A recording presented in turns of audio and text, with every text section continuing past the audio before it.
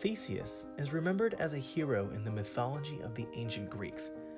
According to legend, he sailed to the island of Crete, worked his way through the infamous labyrinth, and slew the Minotaur.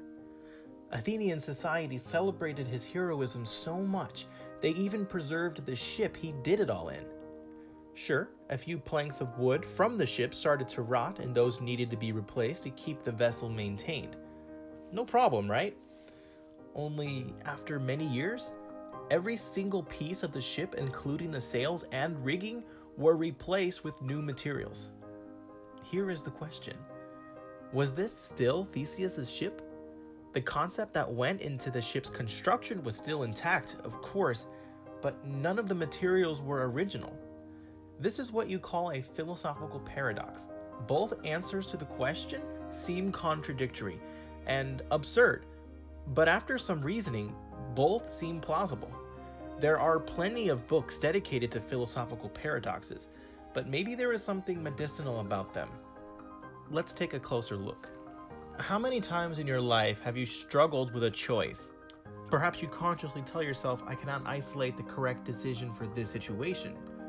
Maybe this relates to career choices or relationships, or maybe this relates to how you spend your free time. If you find yourself in these situations too often, I warmly encourage you to spend some time pondering and discussing philosophical paradoxes. Doing so will help you realize that not all problems have perfect solutions. At first, this seems like a sad reality, but it lifts a ton of weight off your shoulders when you realize there are problems with no perfect solutions. No political party will have all the solutions worked out. No medication will heal every illness. And why should they? What matters for us is that we make an effort to work through tough questions and practice good virtue. It sounds silly, but try this out. Imagine you are at dinner with a friend and the cooks are taking way too long to bring out your chicken wings. Sure, you can complain about the service, or your job, or your kids, or your dating life, and breed more of the same negative energy that routinely makes you depressed. Or you can have a debate.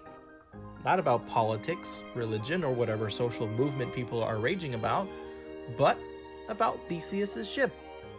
If you think you and your friend will find an irrefutable solution, you are sorely mistaken.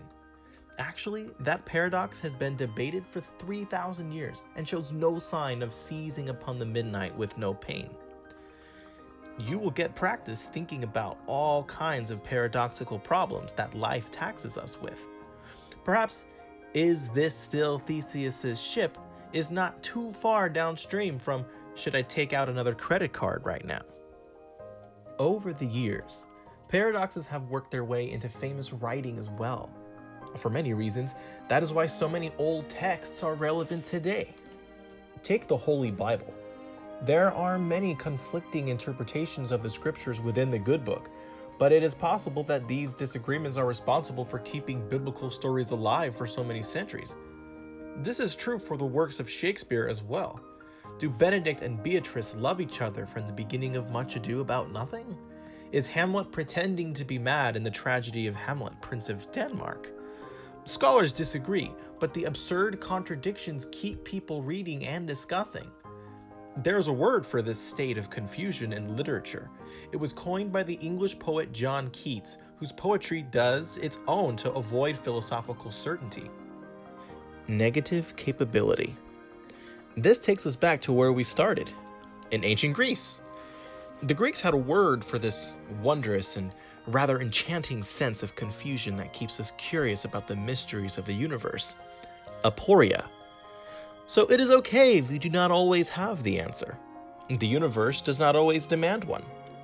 Focus on your virtues and strengths, since those are things you have complete control of.